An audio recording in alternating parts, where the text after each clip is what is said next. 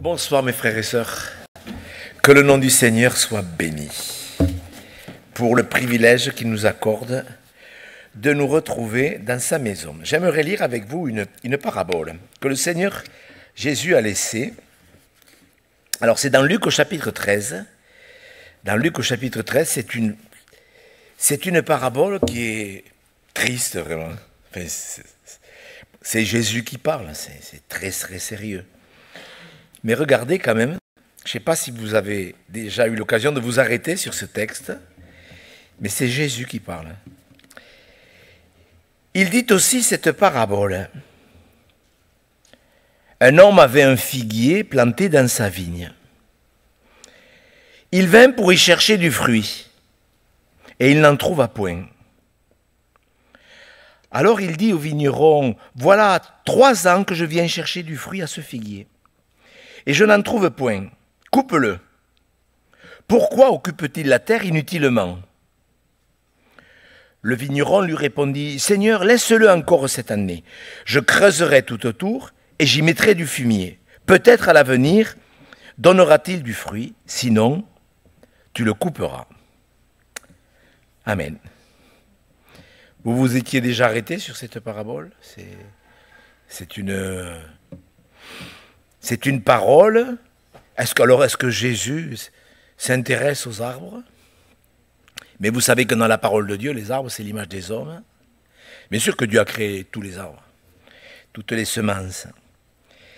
Mais nous voyons dans ce texte que le Seigneur veut que nous portions du fruit. C'est quelque chose d'important pour Dieu. Nous, on est intéressés par... Par quoi on est intéressé? Quand on devient chrétien, vous vous rappelez quand vous vous êtes converti? Qu'est-ce que c'est qui vous intéressait le plus au début? Vous vous rappelez qu'est-ce que c'est qui vous intéressait le plus?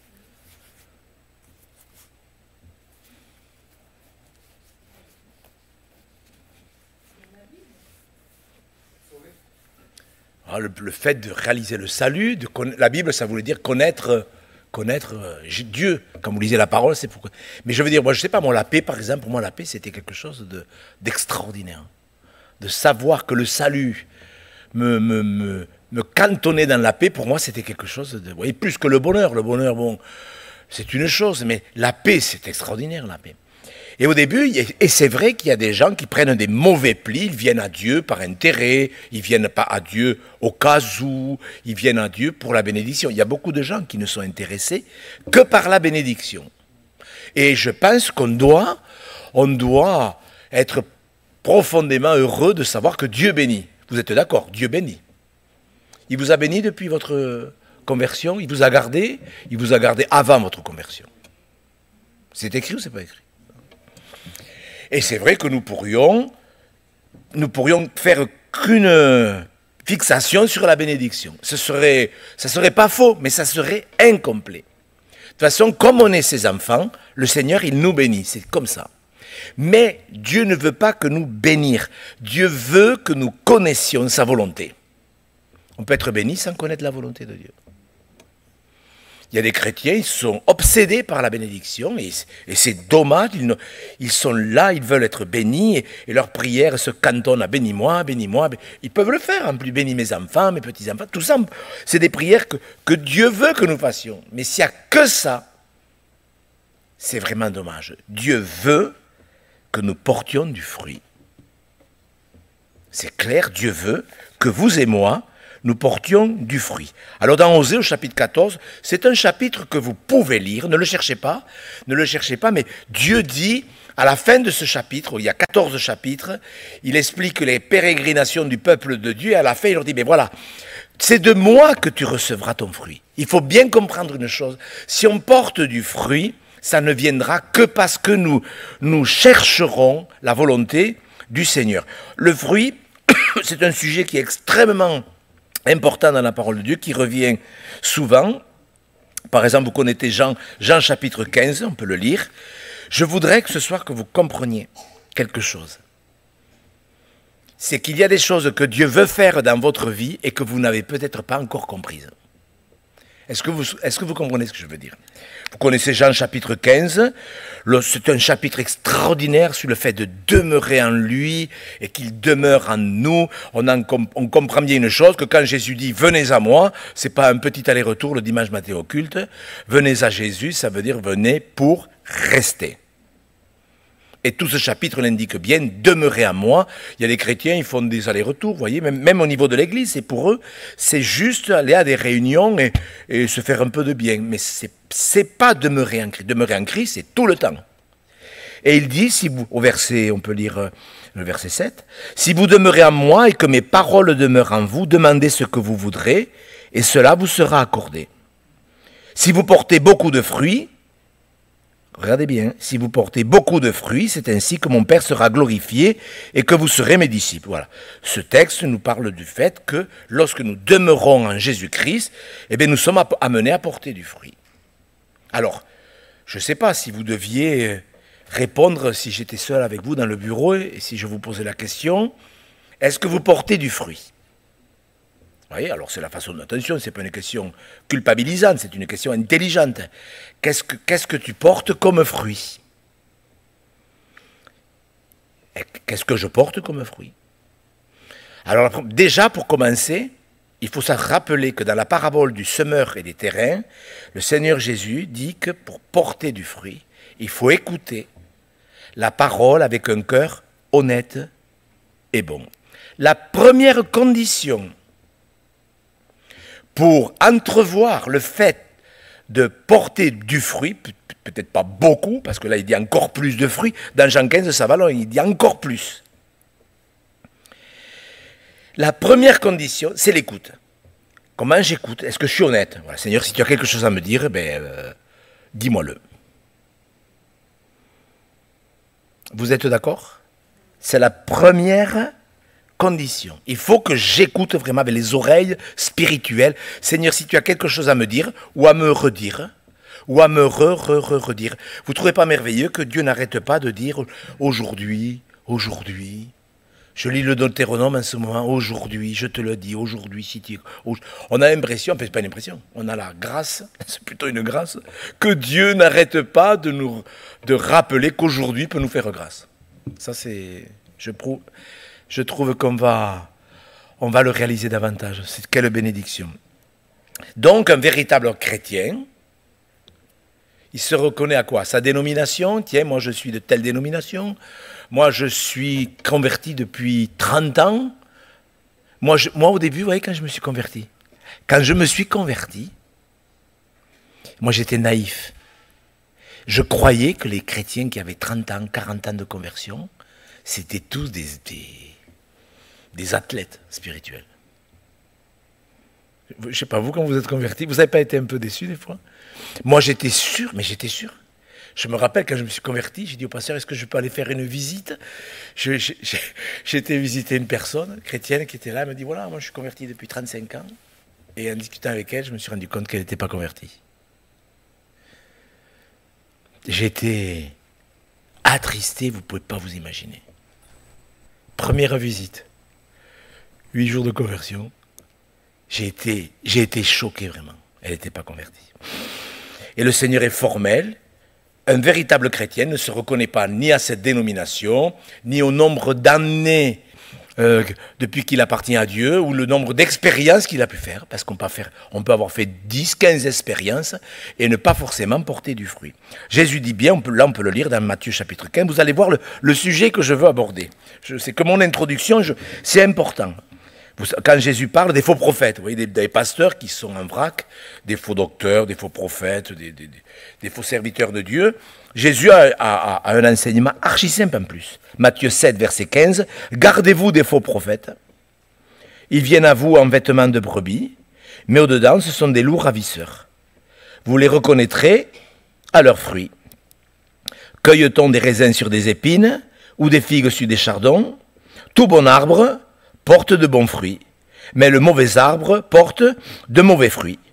Un bon arbre ne peut porter de mauvais fruits, ou un mauvais arbre porter de bons fruits.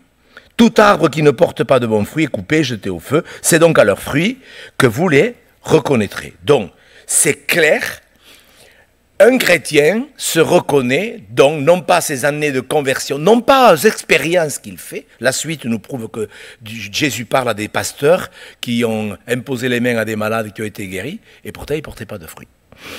Donc un disciple, il se reconnaît aux fruits, c'est clair. Donc, vous connaissez la liste des fruits de l'esprit, du fruit de l'esprit? Est-ce que quelqu'un peut me citer par cœur la liste des fruits de l'esprit? Vous avez un voyage offert en Polynésie. Voilà. Alors je vais le citer. Je vais m'offrir un voyage. Galates 5, 22, le fruit de l'esprit, c'est... Non, l'amour, non, vous n'irez pas en Polynésie. L'amour, la patience, oui, mais ce n'est pas premier. L'amour, la paix, la joie. Il n'y en a pas qui trichent un peu, non?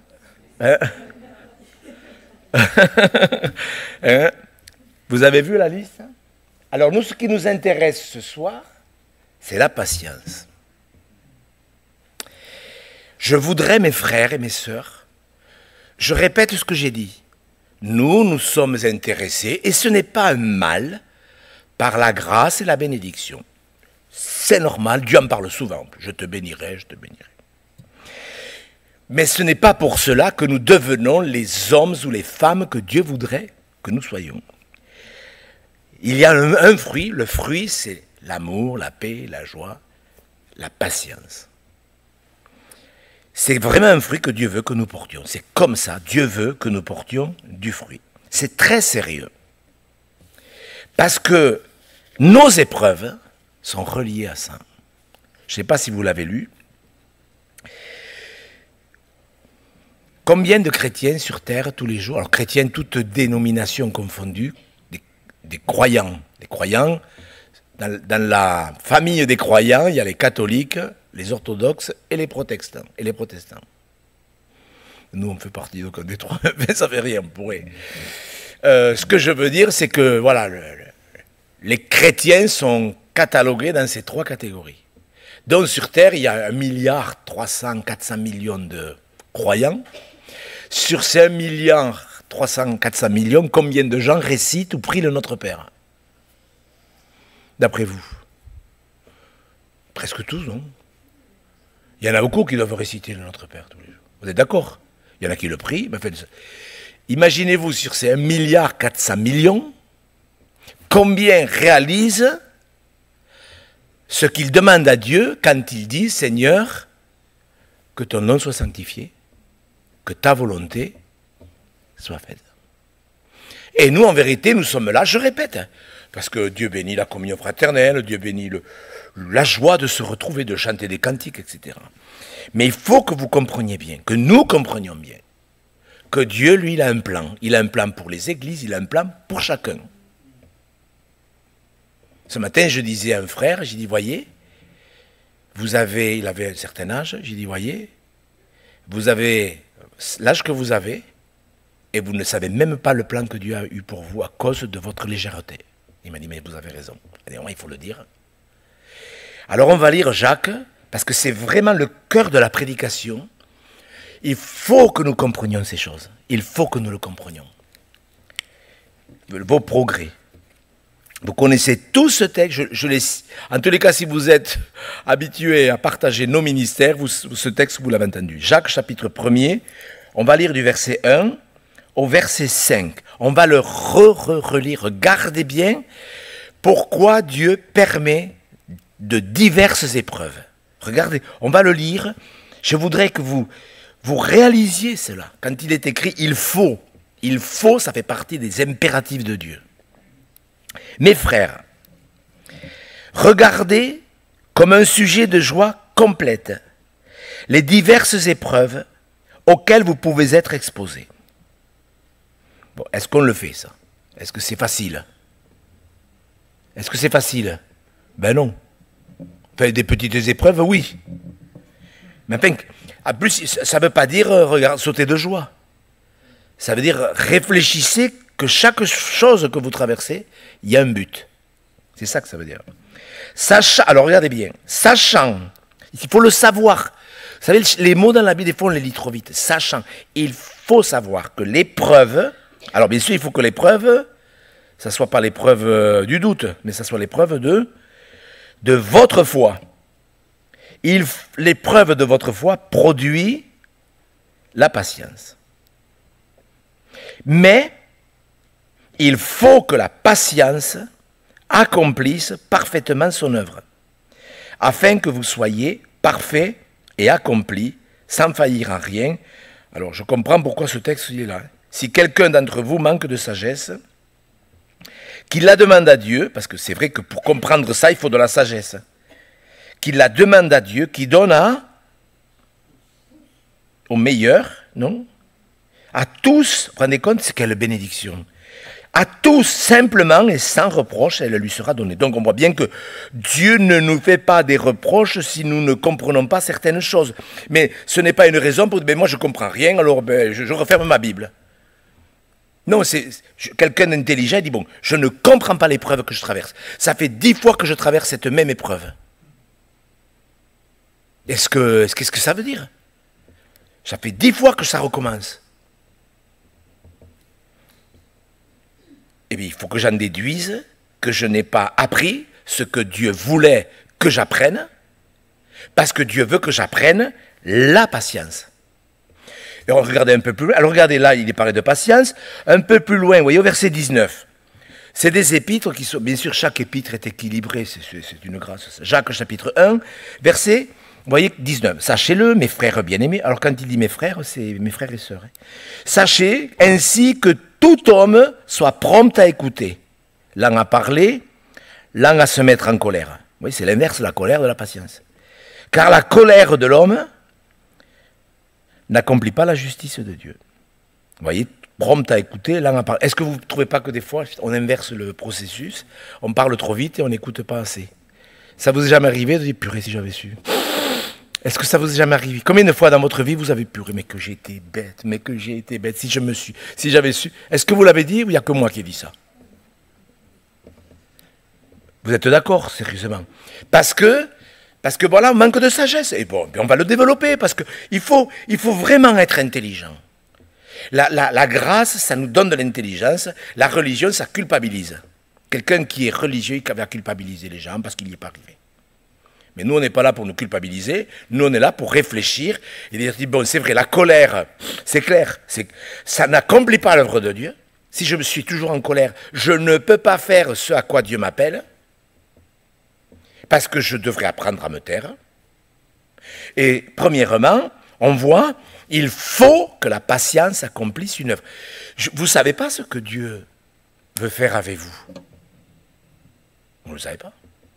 Vous savez, moi je suis en train de méditer, vraiment de méditer, sur les hommes de Dieu dans la Bible, et je me rends compte que pour pouvoir faire certaines choses, il faut vraiment développer de la patience. Regardez comment Moïse est devenu l'homme le plus patient de la terre. Pas 40 ans, 80 ans de formation en vérité. Il y a eu 80 ans de formation. 40 ans dans le désert, mais il a été formé pendant 40 ans à l'école d'Égypte. Et c'est pas parce qu'on a été enseigné dans la sagesse des Égyptiens. Au bout de 40 ans, la première chose qu'il a faite, il a tué un homme. Oui, ça manque un peu de patience, je trouve. Non? Non, mais il faut qu'on comprenne bien les choses. Tout ça, ça a été écrit. Regardez bien, on va regarder le texte. Et lisez avec moi cet autre texte. Parce que Dieu ne parle pas de ces choses pour parler mal de ses enfants. Bien au contraire. J'avais lu un jour, mais ça m'avait choqué, moi. Quelqu'un qui avait écrit, oui, Dieu, il cafte. Je ne sais plus qui c'est qui avait dit ça. Dieu, il cafte les péchés des serviteurs de Dieu. C'était archi intelligent. Dieu, il cafte pas. Le Seigneur, regardez ce qui est écrit. Romains 14, verset 4. Enfin, le gars qui a dit ça, j'aurais aimé quand même lui expliquer un peu en tête à tête. Romains 15, verset 4. Or, tout ce qui a été écrit d'avance l'a été pour notre instruction, afin que regardez bien, par la patience et par la consolation que donnent les Écritures, nous possédions l'espérance. Écoutez, je ne sais pas si vous êtes...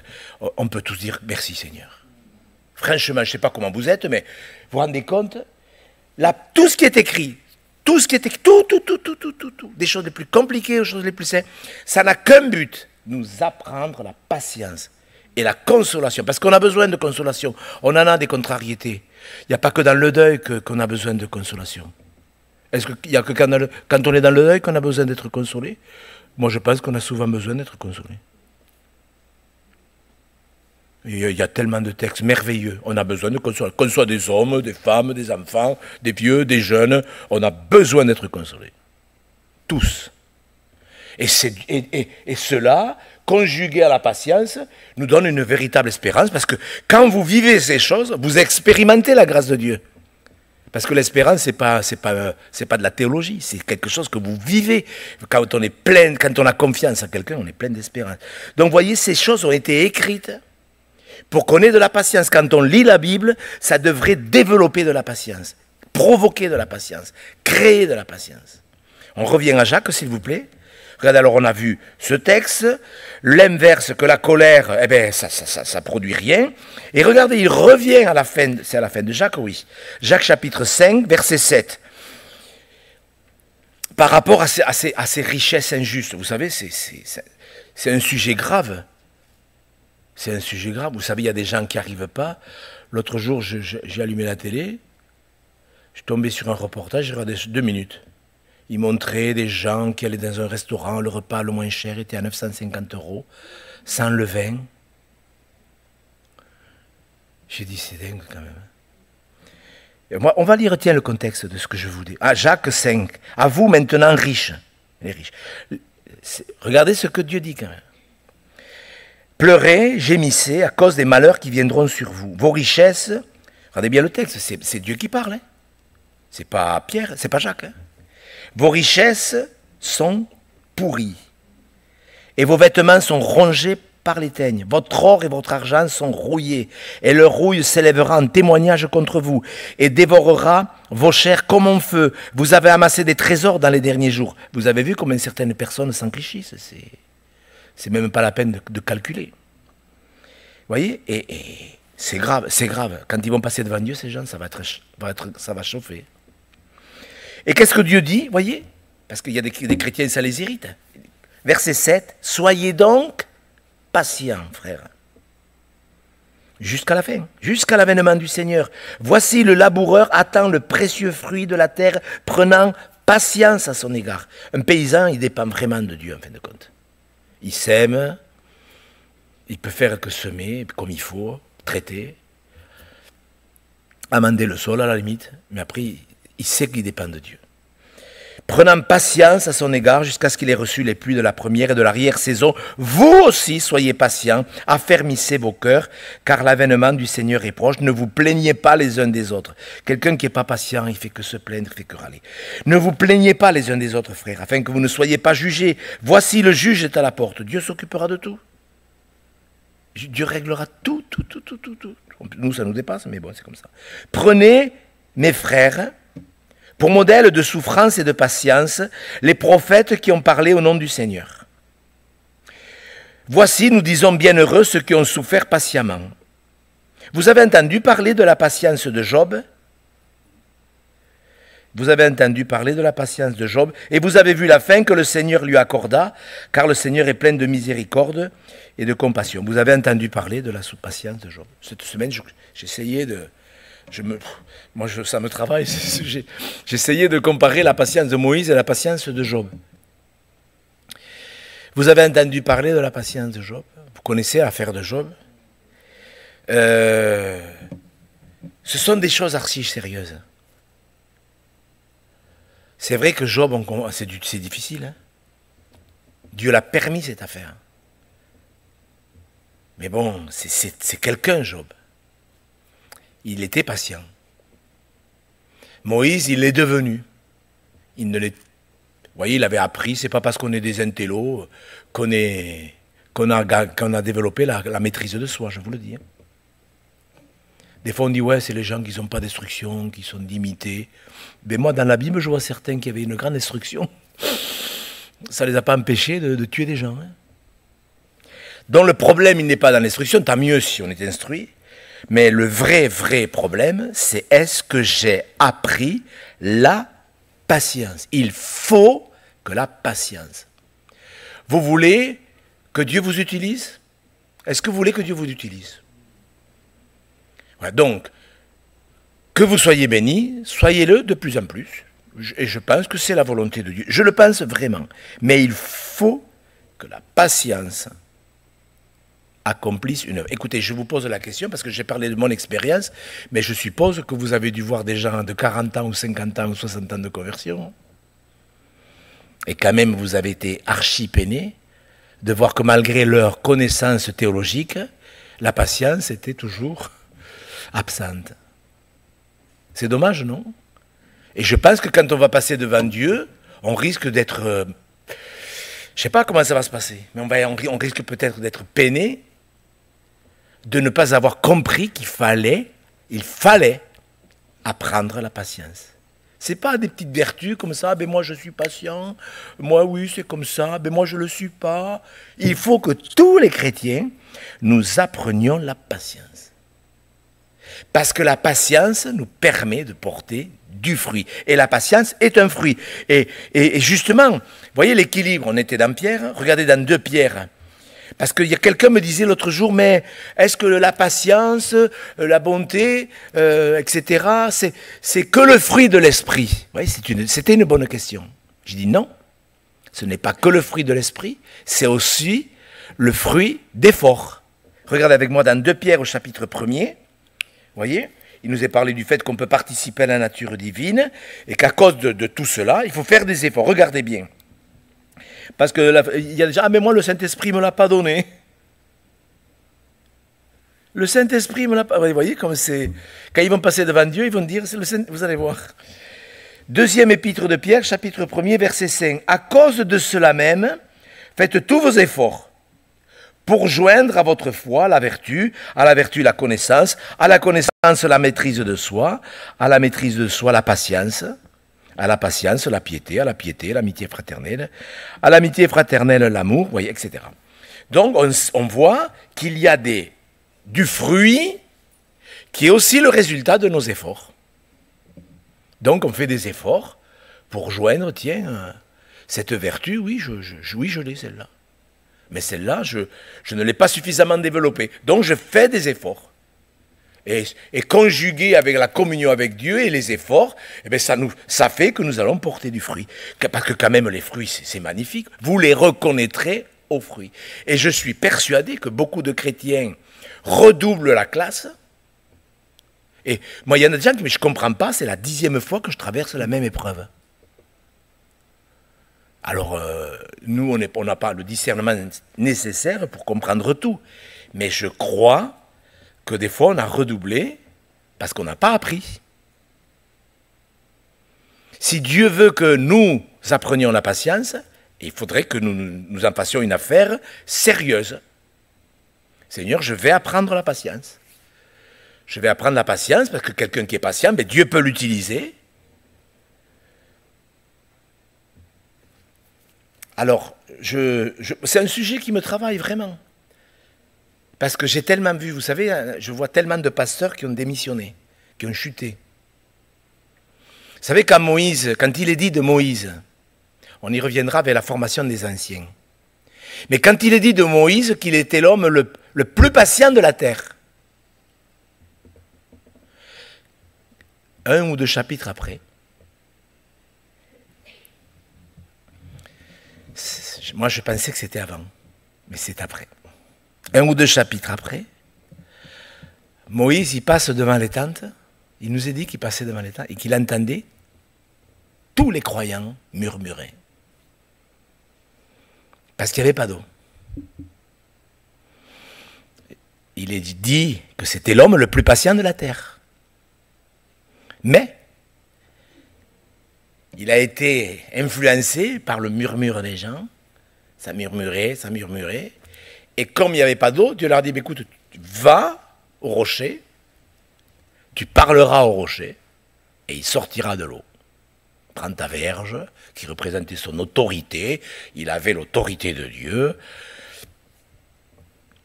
et il y va. Et quand il arrive devant le rocher, l'homme le plus patient de la terre À la place de parler au rocher, il a utilisé son autorité pour les gronder sévèrement. Il a tapé sur le rocher et Dieu lui a dit que c'était lui le rebelle. Et qu'à cause de ça, tu ne rentreras pas dans le pays de la promesse. Il a été pardonné. Il a été pardonné, c'était un homme de Dieu, Moïse. Mais c'est pour vous expliquer qu'il ne faut pas écouter les gens. Parce que même si on a fait d'énormes progrès dans la patience, parce que quand Moïse arrive à ce niveau, quand vous lisez à force, vous voyez les progrès de ces hommes. Vraiment, quand vous le voyez tuer un Égyptien, quand vous le voyez là, mais ça ne fait rien. Ça prouve que celui qui est debout doit veiller à ne pas tomber. Et que la patience est quelque chose de vital. Parce que moi, ce que je crois derrière cette exhortation, c'est que Dieu cherche des hommes, des femmes avec qui il va pouvoir travailler. Et quelqu'un qui est impatient, eh bien, il casse tout. Vous n'êtes pas malheureux quand vous voyez tous ces couples de chrétiens qui ont divorcé? Sérieusement, on n'a pas jugé. Nous, on est là pour aider. Et moi, je crois à la restauration, à la guérison, à la réhabilitation. Moi, je crois que Dieu pardonne tout quand il y a une profonde repentance. Mais vous ne trouvez pas que c'est dommage de perdre tant de temps? Vous ne trouvez pas que c'est dommage? Considérez les diverses épreuves comme un sujet de joie, sachant que l'épreuve de votre foi produit la patience. Mais il faut que la patience accomplisse parfaitement son œuvre. Pendant 5 ans et demi, moi j'ai été dans l'épreuve. Oui, ça a duré 5 ans et demi parce que j'étais très intelligent. Et 6 mois avant, tous les jours, j'étais poussé à lire ce texte. Dieu me préparait. Mais comme j'étais archi intelligent, à la place d'apprendre ça en 1 an ou 1 an et demi, ben j'ai mis que 5 ans et demi. J'en suis sûr. Et je pense que parfois on perd du temps. Alors je ne sais pas. Est-ce que Dieu peut faire concourir toutes choses en notre bien? Moi, je le crois. Moi, un jour, je me posais des questions par rapport au temps qu'on perd, parce que c'est quand même un sujet, le temps qu'on perd. Et je suis tombé. Je n'ouvre pas la Bible au hasard, moi, je ne crois pas à la bonne aventure. Moi, je crois à l'intelligence. Et je lisais dans le prophète Joël, quand il dit « Je vous remplacerai les années qu'on dévorait la sauterelle, etc. » Et Dieu peut nous redonner les années qu'on a perdues, que son nom soit béni. Mais enfin bon, ne jouons pas à ce jeu, c'est quand même un peu dangereux. Je crois que ce qui vaut la peine, c'est de dire, écoute Seigneur, moi je veux porter du fruit. Vous avez vu la parabole? Pourquoi occupe-t-il la terre inutilement? Qu'est-ce que vous avez envie d'entendre quand vous passerez devant Dieu? Imaginez-vous la quantité de gens qui ont récité le Notre Père. Et il n'y a pas d'allusion à une église ou une autre. Je pense vraiment qu'il y a des gens qui disent, Seigneur, que ta volonté soit faite. Mais la volonté de Dieu, il faut que la patience accomplisse parfaitement son œuvre. Même si on se loupe, même si on a fait des progrès, même si on retombe comme Moïse. L'autre jour, je me suis dit, faut voir, je connais ces histoires. Et j'étais sûr qu'elle était après. Que Dieu a dit, c'est le plus patient de la terre, après. Eh bien non. Ça prouve on a droit quand même à... On peut commettre des erreurs, ne jouons pas les très très spirituels. Ne jouons pas ça, c'est pas intelligent. Mais est-ce que ça vaut pas la peine d'être trempé? Vous voyez, tout à l'heure je méditais, j'ai hésité quand il dit « Heureux les doux, car ils hériteront la terre. » Vous voyez, surtout eux, ils n'en ont rien à faire de la terre. Et pourtant, Jésus est clair. Les doux, les débonnaires, ce sont ceux qui ont une confiance totale en Dieu, ils acceptent tout. C'est ça les débonnaires. Ce sont des gens qui sont pétris de confiance en Dieu, qui n'en ont rien à faire des choses. Et Dieu leur dit, heureux les débonnaires, car ils hériteront la terre. Ben vous ne trouvez pas que c'est quand même... ça frise l'humour? Le fruit, c'est extraordinaire. Alors, je voudrais terminer avec une pensée qui est venue. Vous savez, c'est Philémon. Vous connaissez, dans l'épître Philémon, juste avant les Hébreux, il y a une épître toute simple que Paul écrit à un de ses serviteurs. Et regardez ce qu'il dit. Moi, je trouve ça super chouette. Vraiment, c'est plein de tendresse. Bon, il écrit à Philémon, et puis il lui parle d'un frère. Regardez ce qu'il dit. Philémon, chapitre, il n'y a qu'un chapitre, le dernier chapitre, ou le premier, comme vous préférez. Verset 10. « Je te prie pour mon enfant, que j'ai engendré étant dans les chaînes, Onésime, qui autrefois t'a été inutile, mais qui maintenant est utile, et à toi et à moi. Je te le renvoie, lui, une partie de moi-même. » Vous avez vu comment Paul était attaché à ce frère. « J'aurais désiré le retenir auprès de moi pour qu'il me serve à ta place pendant que je suis dans les chaînes pour l'évangile, etc. » Et vous lirez la suite, on voit une affection terrible pour ce garçon qui a été inutile. Et puis il y a eu un déclic, au contact peut-être de l'enseignement de l'apôtre Paul, certainement, très certainement. Ce garçon a ouvert son cœur et d'inutile qu'il était, il est devenu utile. Et je crois qu'on pourrait me dire, tiens, mais moi aussi, je ne suis pas utile comme je pourrais l'être, comme je devrais l'être, mais je suis prêt, moi, à relever le défi, à faire des efforts. Moi, je veux être utile. Je veux entendre, quand je passerai devant Dieu, entre bons et fidèles serviteurs. Vous n'avez pas envie d'entendre ça? Parce que ça, c'est clair. Hein, ou on entendra « entre dans la joie de ton maître », ou on entendra « je ne te connais pas ». Et être utile, je termine parce que c'est archi important, on nous a tellement expliqué que être utile, c'est de l'activisme. C'est pas ça, être utile. Pour être utile, il faut apprendre. Et quand Paul dit « j'ai appris », j'ai appris. Moi, je suis étonné de voir l'apôtre Paul, qui, vous savez, souvent il parlait des révélations, vous avez vu? C'est par révélation que j'ai eu connaissance du mystère de Christ, etc. C'est par révélation. Mais souvent, il dit, mais j'ai appris. J'ai appris. Donc, il a appris des autres. Oui, c'est de l'humilité, ça. Oui, j'ai appris de Michael. L'autre fois, il a fait une bonne prédication. J'ai appris vraiment quelque chose de bien. C'est bien, Michael. Et c'est vrai, on apprend les uns des autres. Apprendre. Alors, j'en ai déjà parlé une fois. On va juste peut-être lire un verset, je ne sais pas que je l'ai marqué. C'est dans Philippiens. Oui, je ne l'ai pas marqué sur un. Philippiens chapitre 4. Justement, quand Paul, il est en prison. Il est en prison et il enseigne cette affaire.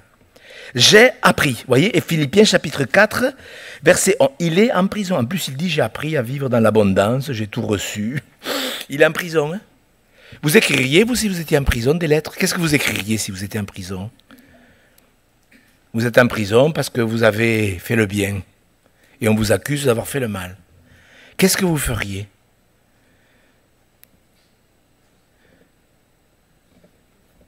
Vous ne me répondez pas? On se plaindrait? Oui, qu'est-ce qu'on ferait? On chercherait le meilleur avocat? Qu'est-ce que vous feriez? Ouais, vous voyez? Et lui, non, qu'est-ce qu'il dit? Voyez, il écrit des lettres ça fait 2000 ans qu'on les lit en plus. Philippiens chapitre 4, car j'ai appris à être content dans l'état où je me trouve. Voyez, il le dit souvent, j'ai appris. Alors, je termine vraiment, je veux que vous compreniez ce que je vais vous dire. Je pourrais vous dire, bon, mais moi, le mot grec pour apprendre, c'est le mot mantano. C'est quoi le mot grec? Mantano. Bon. Est-ce que pour cela, vous allez apprendre la patience? Non. Le mot apprendre, il est composé de 3 actions. 3. La première, c'est recevoir une instruction. Le deuxième, c'est expérimenter. Commencer à l'expérimenter. Et le troisième, c'est acquérir par l'expérience. Et on n'a pas appris parce qu'on a entendu. Ce n'est pas parce qu'on a compris qu'on a appris. Ce soir, vous pouvez dire, mais j'ai compris. Ah, mais j'ai compris, ça y est, j'ai compris. J'ai compris. J'ai compris pourquoi j'ai tant d'épreuves qui reviennent, c'est parce que je n'ai pas appris la patience. Non, vous l'avez compris. Et le but d'un enseignement, c'est sûr que ça passe par le filtre de la compréhension. Mais il faut le vivre. Un cœur qui vit ce que Dieu dit, on a chanté. Et apprendre, c'est ça, c'est-à-dire que je l'ai compris, mais je sais que c'est ça. Il faut que j'apprenne la patience. Moïse l'avait appris. Il y en a qui n'ont rien appris. J'ai parlé de Samson l'autre jour. Samson, c'est triste. Il n'a rien appris. Il a terminé sa vie dans la foi en demandant à Dieu qu'il tire vengeance de ses ennemis pour ses 2 yeux. Souviens-toi de moi que je tire vengeance de mes ennemis pour mes 2 yeux. Il était en colère. Il est mort en colère. Et il est passé à côté. Et tout ce qui nous est dit de Samson, c'est ces gaffes qu'il a réparées. Il n'a rien fait pour le peuple d'Israël. Ça a part tuer ses ennemis. Je crois que la première des choses qu'il faut faire, c'est recevoir. Moi, j'aime dans Acte 13, quand il est dit... Mettez-le, s'il vous plaît. J'avais dit que je terminais, ça fait la 3e fois. Regardez, dans Acte 13, au chapitre 3. C'est plusieurs pasteurs, prophètes, ils sont réunis. Ils ont besoin d'une direction. Et regardez, moi, ça m'a interpellé il y a quelques années. Vous voyez? Avant, s'il vous plaît, juste avant, le verset avant. Pendant... Alors, qu'est-ce qu'il est dit? Pendant qu'ils servaient le Seigneur dans leur ministère. Alors, ils ont ajouté au service le fait de jeûner. C'est des pasteurs, des prophètes, etc. Mais le service, c'était la prière. Et après, vous voyez, le Saint-Esprit dit, mettez-moi pas. Après, il y a tout un travail qui se fait, mais ils servent Dieu en priant. Et quand vous priez, avec votre cœur, vous servez Dieu. Et ça commence là à être utile. Ah, vous pouvez le relire. Hein? Nous, on nous enseigne qu'il faut faire, il faut faire, il faut faire. Mais le premier service, c'est même jeûner. Ils ont ajouté le besoin de jeûner à la prière, mais le service, ils se tenaient devant Dieu.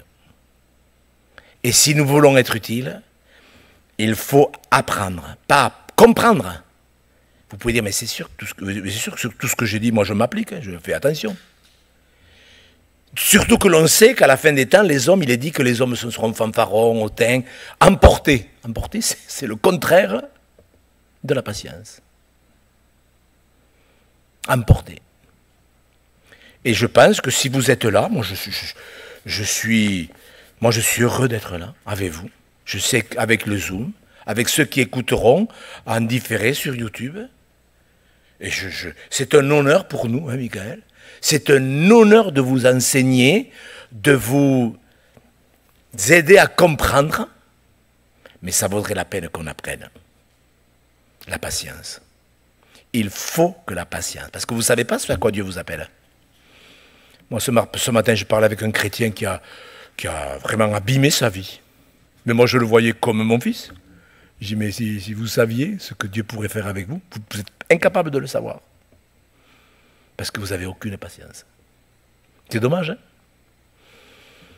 Alors, un arbre, c'est vrai que, bon, vous avez vu, le fermier dit, non, ne le coupe pas, on va mettre du fumier, on va faire une tranchée. Il y a toujours de l'espoir, Hein, gloire à Dieu, il y a toujours l'espoir, mais c'est vrai que moi, le fruit, c'est pas beaucoup.